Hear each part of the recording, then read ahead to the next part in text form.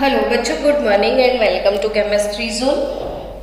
Previous lecture में हम पढ़ चुके थे effect of temperature on rate constant. इसमें जो जो इम्पोर्टेंट चीज़ें मैंने बताई थी उसको थोड़ा रिवाइज करते हुए आगे बढ़ते हैं। एक चीज़ पक्के से याद रखना है आपको कि टेम्परेचर अगर इंक्रीज होता है तो काइनेटिक एनर्जी ऑफ मॉलिक्यूल वो इंक्रीज हो जाती है। Due to kinetic energy of molecule collision, number of collision और वो भी number of fruitful collision increase हो जाते हैं और due to that amount of product यानी कि time required to produce product time decrease हो जाता है इससे। तो rate of reaction temperature increase होने की वजह से इंक्रीज होता है। तो रेट कांस्टेंट पे क्या इफेक्ट आता है वो समझाया था कि according to one estimation temperature जब 300 to 310 केल्विन किया, मतलब जस्ट 10 केल्विन इंक्रीज हुआ तो रेट ऑलमोस्ट डबल हो गया। रेट ऑलमोस्ट डबल हो गया तो रेट डबल हो गया, रेट डबल हो जाता है। तो इसके अकॉर्डिंग क्वेश्चंस मैंने बोला था कल कि अगर आपको ऐसे क्वेश्चंस आते हैं कि टेम्परेचर 260 केल्विन से अगर 320 केल्विन इंक्रीज किया तो रेट कांस्टेंट कितना इंक्रीज होगा। तो 260 टू 320, सो 320 माइनस 260 करना है आपको, तो इट इज 60 केल्विन। अब 60 केल्विन 10 केल्विन पे डबल होता है तो डिवाइडेड बाय 10 यानी आपको मिला 6 केल्विन।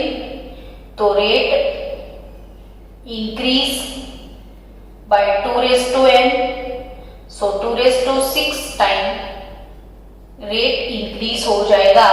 ये आपको याद रखना था इसलिए मैंने रिवाइज करवा दिया। अब दूसरी बात, कल आप कोई इक्वेशन पढ़े थे, याद है ना आपको? मेमोराइज करने लग जाओ मन में कि हाँ मैडम कोई इक्वेशन आपने पढ़ाया था, कौन सा? तो Arrhenius equation. Arrhenius equation K is equal to A into E raise to minus E A over R T. K is equal to A into E raise to minus E A over R T. ये equation में हमने log लिया था तो ln K is ln A plus ln e raised to minus ea over RT। so ln के 2.303 log के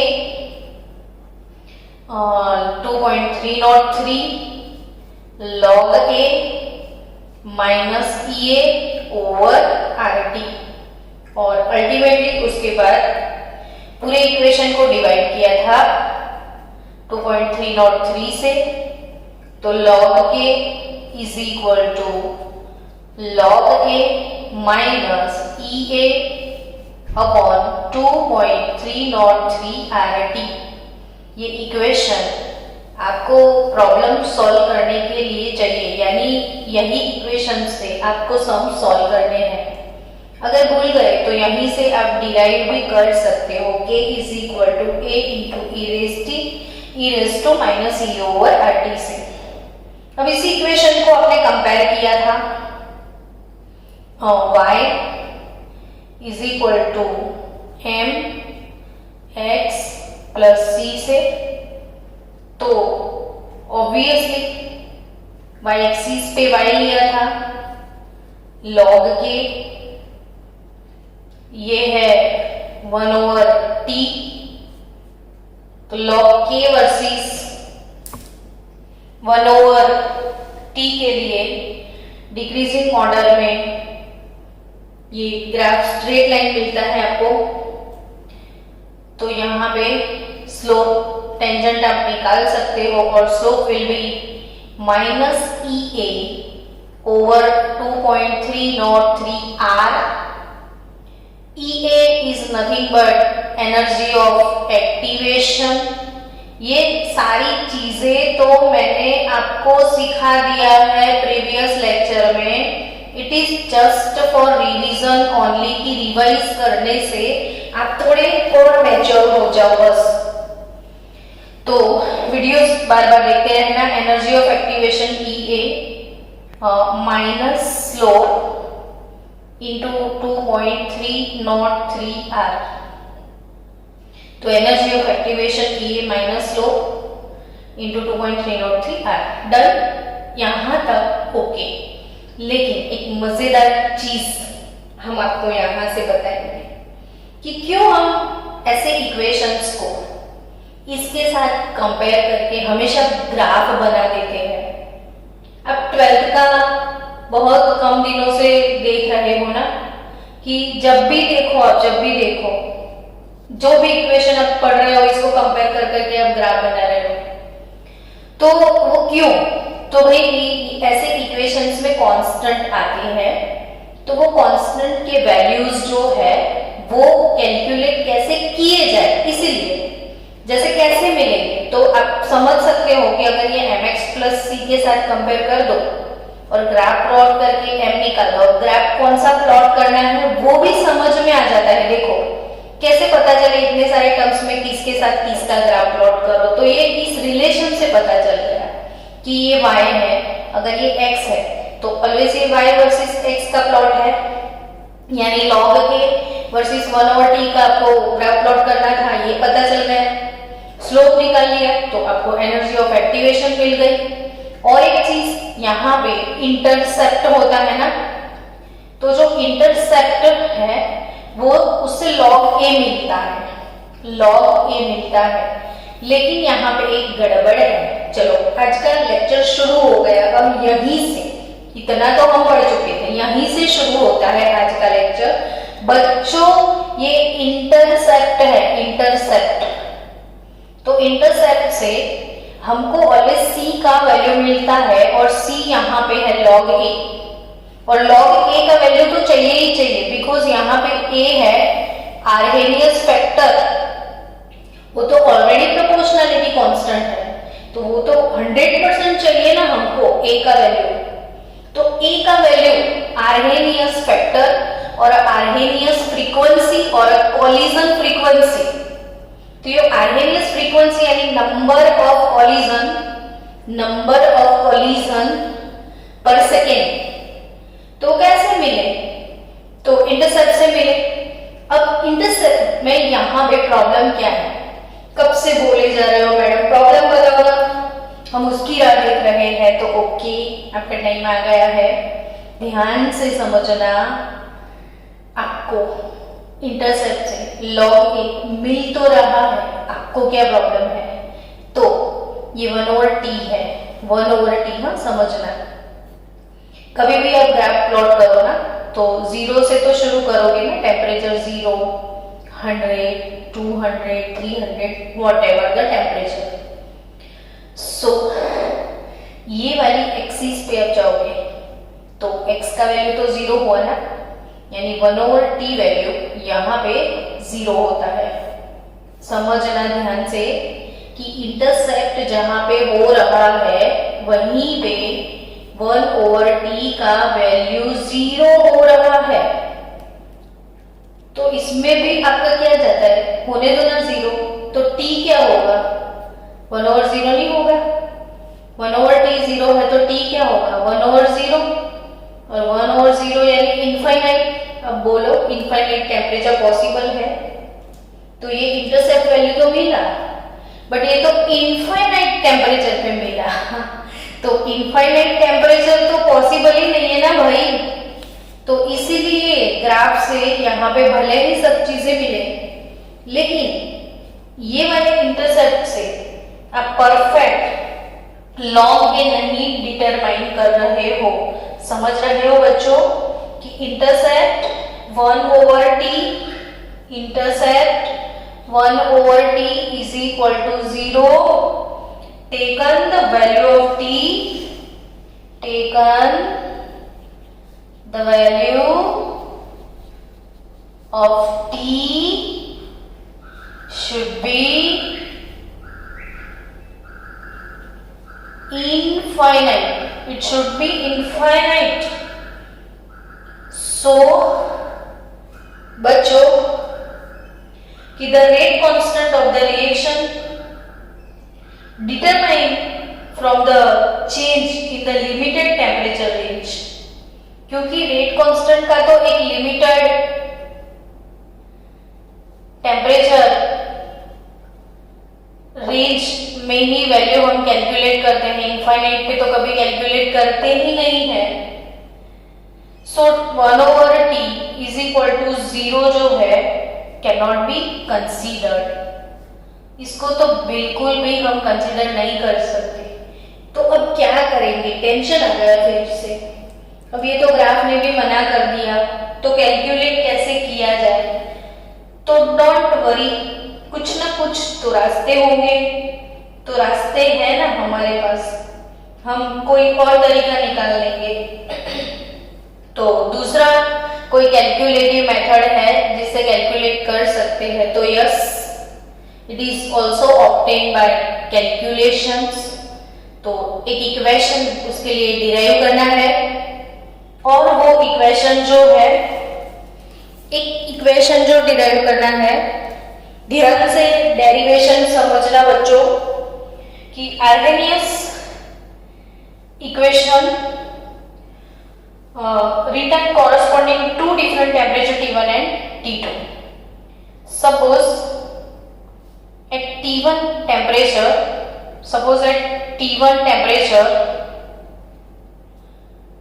rate constant will be K1, and at T2 temperature rate constant be K2. So we can write the Arrhenius equation just like that. ln K1, Arrhenius equation याद है ना, अभी derive किया था, ln K, ln A है ना। तो ln K1 is equal to ln A minus EA over RT1, done. And at T2 temperature ln K2 ln A minus EA over RT2, equation number 2, ln K1 ln K2. Now equation number 1 and 2, what should we do now? तो ln K2 minus ln K1, obviously temperature increase होगा तो rate constant increase होता है। So ln K2 minus K1 is equal to, अब ध्यान से सोचो, this minus this, तो ln A minus EA over RT1 minus ln, तो ln कट हो जाएंगे ना, तो माइनस माइनस ये प्लस हो जाएगा, तो EA ओवर R कॉमन निकाल दे डायरेक्ट, और 1/T1 minus 1/T2, 1/T1 minus 1/T2. So ln K2 by K1 is equal to EA over R, 1/T1 minus 1/T2. So ln से हम चले जाएंगे अब लॉग में, तो log K2 by K1, तो ln से log में जाओगे आप, तो आप एडिशनली 2.303 यूज करना पड़ेगा ना आपको। तो EA ओवर, अब इसको यहां से हटा दूं मैं, 2.303 R 1/T1 minus 1/T2, Again, it's very most IMP formula for competitive levels. आपको यहाँ से MCQ सभी कुछ सॉल्व करना है. Please do by hearting. Log K2 by K1. K2 2 ऊपर 1 नीचे 1 आगे 2 पीछे. K2 by K1 T1 minus T2. K2 ऊपर है T1 पहले है, ऑपोजिट है, ठीक है. K2 by K1 ये upon 2.303 R 1 over T1 minus 1 over T2. अब बच्चे जो कि मन के हैं सच्चे, तो हम एक एग्जाम्पल सॉल्व करते हैं. Example number 1. We have to solve example of based on this equation. हर एक बच्चा वो सम्स कैलकुलेट करेगा क्योंकि very interesting sums, not bad. चलो, the rate constant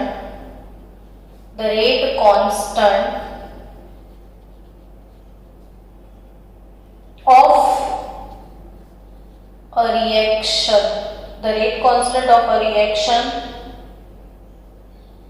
at 27 degrees Celsius is 2 into 10 raised to minus 3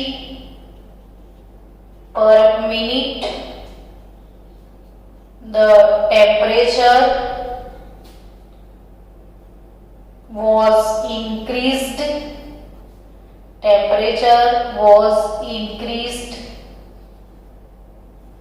by 20 degrees Celsius, and the value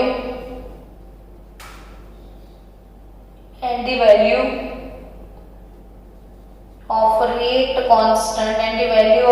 constant K increased 3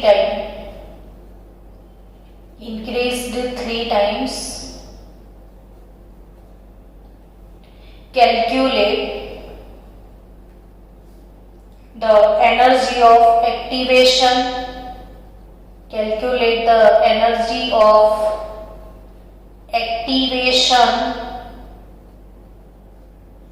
Of the reaction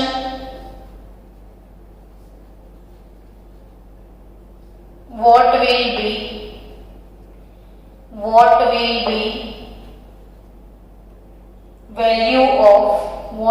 be value of rate constant at 37 degrees Celsius.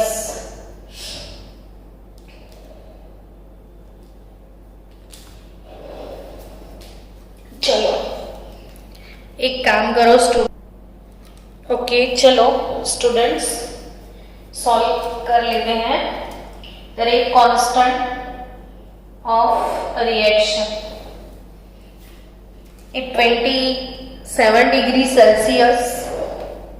तो एक temperature है T1, दूसरा भी temperature है T2.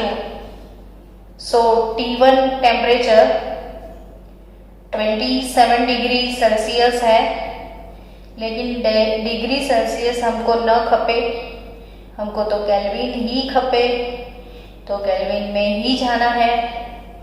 T2 क्या है? T2 तो the temperature was increase by 20 degree Celsius. तो 27 से 20 इंक्रीज करोगे तो 47 degree to 7, so it's 320 kelvin. तो इतना तो पता चल गया है. तो T1 के साथ दोनों के रेट कांस्टेंट K1 और K2 भी लिख दिए जाए. Rate constant 2 into 10 raised to minus 3 पर मिनट है, और it is increased by rate constant के इंक्रीज बाय 3 टाइम्स. तो 6 into 10 raised to minus 3 पर मिनट हो गया. डन. तो हमारे पास रेट कांस्टेंट भी आ गए. अब क्या चाहिए? तो calculate the energy of activation. EA जिसको बोलते हैं एनर्जी ऑफ एक्टिवेशन, वो कैलकुलेट करना है and the energy value will be rate constant, okay. And at T3 temperature T3 अगर 37 डिग्री सेल्सियस है तो प्लस 273 0 और 1 और 3 3110 केल्विन, तो 3110 केल्विन पे कितना रेट कांस्टेंट K3 होगा वो भी कैलकुलेट करना है। अब सबसे पहला फोकस EA पे जाएगा कि पहले EA तो कैलकुलेट कर ले, तो आपको गैस कांस्टेंट RB चाहिए, लेकिन ये एनर्जी की बात है, एनर्जी कैलोरी में भी आ सकती है, एनर्जी जूल में भी आ सकती है, तो आपको R अगर आप जूल में लाना चाहते हो तो R का वैल्यू लिख दो 8.314 जूल, हो गया काम अपना। चलो अब फॉर्मूला अप्लाई कर दो, कुछ नहीं करना है, फॉर्मूला करके आपको मैथमेटिकल कैलकुलेशन करने हैं सिर्फ। तो फॉर्मूला उसका क्या था कि log K2 by K1 is equal to EA upon 2.303 R 1 upon T1 minus 1 upon T2, K2 K1 T1 T2 opposite। Now log, आपको भी तो पता है, डायरेक्ट इसने बोल दिया है कि दिस इंक्रीज बाय 3 टाइम, तो K2 by K1 ऑलरेडी 3 ही आएगा ना, आप वैल्यू इनपुट करोगे तो भी तो 3 मिलेगा, तो log 3 EA कैलकुलेट करना है 2.303 और R का वैल्यू होता है 8.314, अब 1 upon T1 minus 1 upon T2, तो T1 है 1 अपॉन 300 माइनस T2 1320। चलो अब थोड़ा बहुत सॉल्व कर लेते हैं ताकि log 3 का वैल्यू 0.4771 है, मैंने बोला है मेमोराइज करो वैल्यूज। log 3 0.4771 इंटू 2.303 इंटू 8.314, इसको इधर सप्लाई कर दो।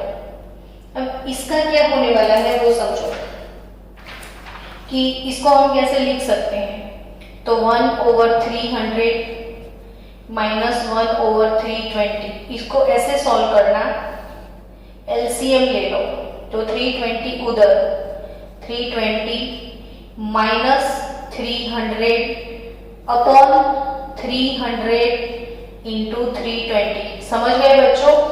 इसको कैसे क्रैक करना है, this minus this 320 minus 300 upon this, तो 320 माइनस 300 हुए कितने 20 ना, है ना, ये तो हम इधर सप्लाई किया है, तो इधर बचेगा क्या, ये सब चीजें हमने इधर भेज दी, अभी इधर क्या बचेगा EA के बाद 320 माइनस 300 यानी 20 और अपॉन में जो है वही फिर से इधर भेज दो, 300 इंटू 320 अपॉन 20, तो ये भी निकल जाएगा, तो सीधा EA का वैल्यू मुझे परफेक्ट कैलकुलेशन चाहिए, परफेक्ट कैलकुलेशन करो सब। देखो कोई गलती है तो ध्यान रखना, 0.4771 इंटू 300 इंटू 320 इंटू 2.303, कैलकुलेशन हमेशा आराम से करना, इसलिए गलत ना हो जाए कभी, इंटू 8.314, सब चीजें आ गई ना, ये हाँ हो गया, ये हो गया, ये हो गया, ओके, और डिवाइडेड बाय 20, सो 43 43,848.48 जूल।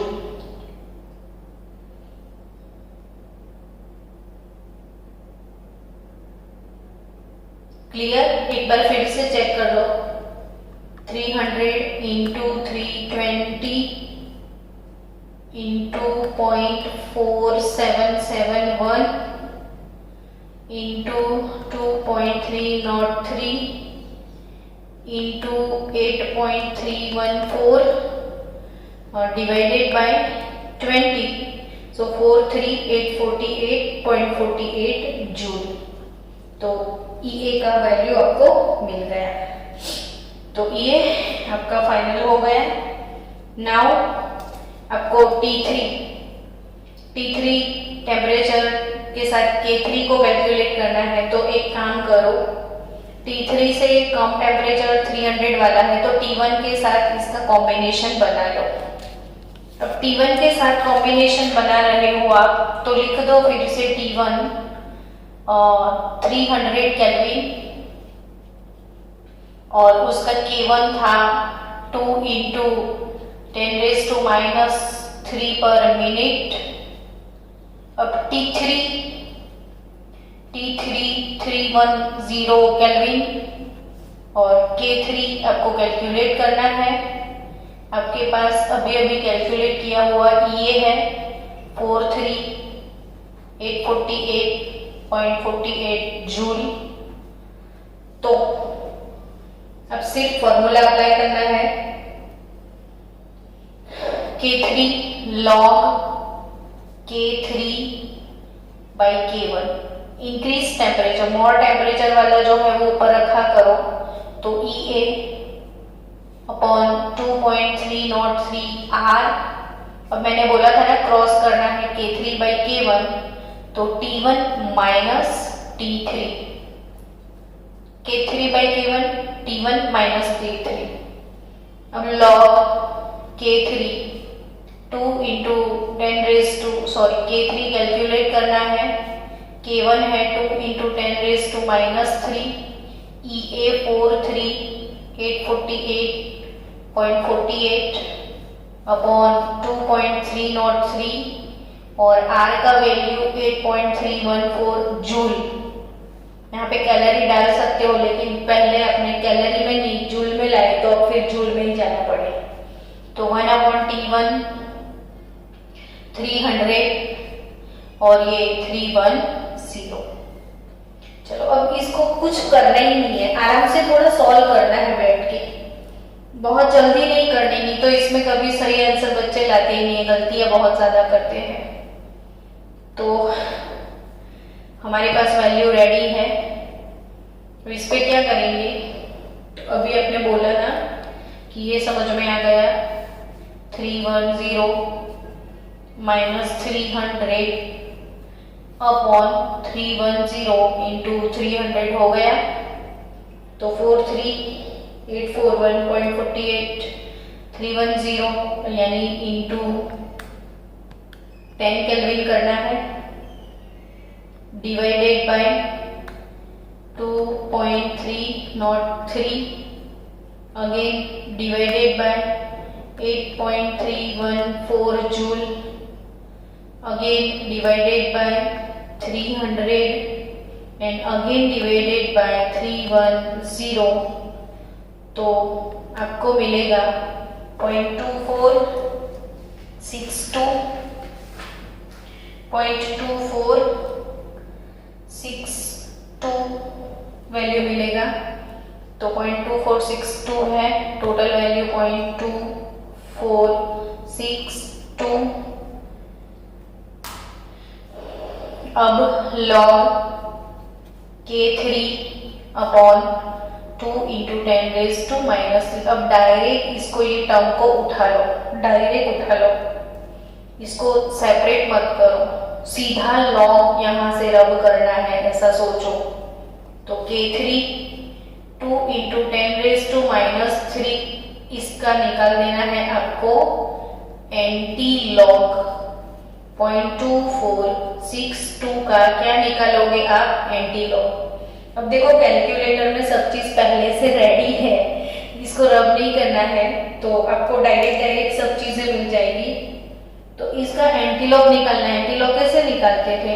तो डिवाइड बाय 3, 5, 5, 8 प्लस 1, फिर इंटू इक्वल टू 30 टाइम करते थे ना, तो 1, 2, 3, 4, 5, 6, 7, 8, 9, 10, 11, 12, 13, तो 1.762 K3 1.7628 इंटू ये 2 इंटू 10⁻³ इधर पार्सल करना पड़ेगा, तो इंटू 2 कर दो, तो आंसर 3.526 इंटू 10⁻³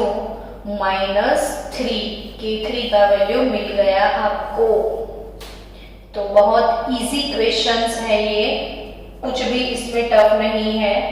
तो आपकी टेक्स्ट बुक के एक्सरसाइज में ऐसे जितने भी क्वेश्चन है वो प्लीज प्लीज प्लीज प्लीज आपको सॉल्व करने हैं आज। तो आप ट्राई करोगे आपकी टेक्सचुअल एक्सरसाइज के क्वेश्चंस के साथ। तो आज आप ट्राई करो टेक्स्ट बुक एक्सरसाइज क्वेश्चन।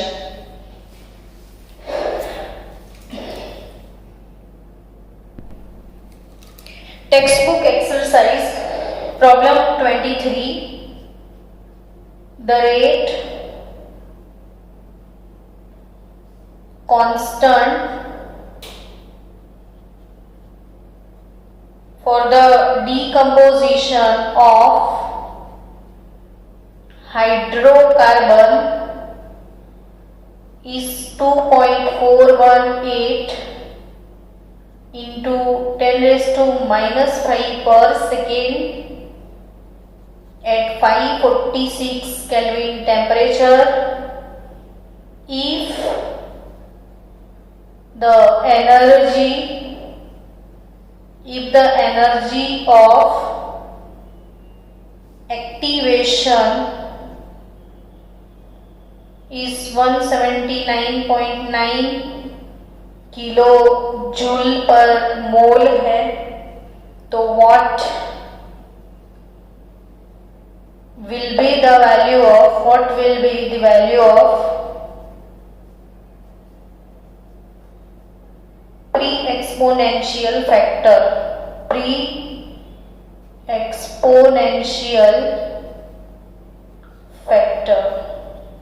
अब pre-exponential factor जो है वो क्या बच्चों? तो it's nothing but a, it is nothing but a। तो आपको प्री एक्सपोनेंशियल फैक्टर यानी आर्हेनियस फैक्टर a कैलकुलेट करना है। तो द रेट कांस्टेंट यानी आपके पास k1 है, रेट कांस्टेंट है k1 is 2.418 into 10⁻⁵ per second, temperature T 546 Kelvin, energy of activation 179.9 kilojoule per mole. What will be the value of A? तो A कैसे calculate किया जाए? तो formula K is equal to A into e⁻ over RT, फिर आपको ln लेना है और ln के बाद सीधा log, अब तो डेरिवेशन आपको याद हो गया है, log K is equal to log A minus EA upon 2.303 RT, EA upon 2.303 RT। So log A को कैलकुलेट करना है ना आपको, तो log k प्लस इसको उधर पार्सल कर दो तो EA अपॉन 2.303 RT। चलो अब वैल्यू इनपुट करते हैं। log 2.418 इंटू 10⁻⁻5 प्लस E एक किलो जूल में है तो 179.9 अपॉन 2.303। अब R का वैल्यू आपको किलो जूल में लेना पड़ेगा, ये किलो जूल में है तो R value 8.314 into 10⁻³ kilo joule और टेम्परेचर 546 केल्विन। तो ये इसमें लंबी लंबी कैलकुलेशन आपको बहुत ज्यादा करनी पड़ेगी। सबसे पहले मैं आपको सिखाती हूँ कि अगर हमारे पास log 2.418 इंटू 10⁻⁻5 इसको सॉल्व कैसे करते हैं। तो सबसे पहले इसका सॉल्यूशन अब सीख जाओ। तो log 2.418 plus log 10⁻⁻5 log a into b तो log a plus log b। तो log 2.418 का log निकाल दो तो 2.418 log निकाल दो तो 1 2 3 4 5 6 7 8 9 10 11 12 13 -1 into 3 5 5 8 is equal to 0.3835 0.3835। तो टेक्स्ट बुक के पीछे चेक कर लेती हूँ मैं कि 24 का 18 में एंड log क्या होता है। तो log कैसे लिखते हैं मैं बार बार इसीलिए निकालती हूँ टेक्स्ट बुक ताकि आप भी सीख जाओ कि 24 ये log लिखा है ना, log 24 का 1 में 3802 और 8 में 3802 और 8 में 3802 और यहाँ पे 8 में कितना है 9 तो 3811 मतलब कंप्लीटली आंसर आ चुका है 0.3835। और इसका क्या, तो ये पावर -5 log 10 आप लिखोगे। अब log 10 का वैल्यू 1 यानी ओवरऑल 0.3835 जो भी है -5 तो मेरे पास आ गया -4.614 वाला वैल्यू। चलो तो मुझे मिल गया -4.61649 प्लस अब मुझे इनका वैल्यू निकालना है। तो ये जो 10⁻³ है वो ऊपर चला जाएगा तो 179.9 into 1000 is equal to this. Now divided by 2.303 again divided by 8.314 again divided by 846। oh shit 546 करना था। चलो फिर इससे 179.9 into 1000 divided by 2.303 divided by 8.314 divided by 546 तो आंसर है 17.208 ओके प्लस दिस यानी -4.616164.9 so 12.5916 is log a finally। तो finally log a का वैल्यू मिल गया कितना, something is wrong, going to be wrong, क्या रॉन्ग है जरा फिर से देखो ना, कुछ रॉन्ग वैल्यू लेके आए हैं क्या हम?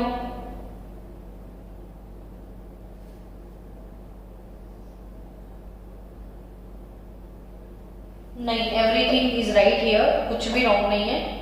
ओके अब इसका वैल्यू कैसे निकालोगे, तो a का वैल्यू एंटी लॉग 12.5916। अब आपको यही चीज सीखनी है मेन कि एंटी लॉग है ना, एंटी लॉग 12.5916, एंटी लॉग हमेशा पॉइंट पीछे की फिगर का होता है, पॉइंट पहले की फिगर का नहीं। तो पॉइंट के पहले जो 12 है वो तो 10 के पावर में डाल दो, यहाँ पे जो भी पॉइंट के पहले फिगर है वो 10 के पावर में जाएगी, 10⁻12। अब बचा 0.5916, तो 0.5916 का एंटी लॉग, तो 0.5916 का एंटी लॉग सीधा एंटी लॉग टेबल में देखो ना यार, इतना लंबा लंबा कौन करे प्रोसेस।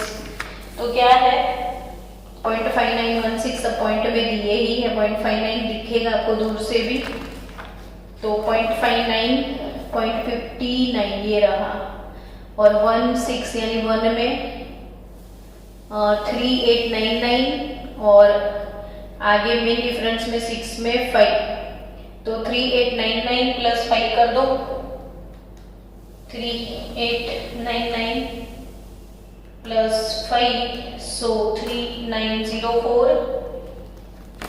तो वैल्यू मिल गया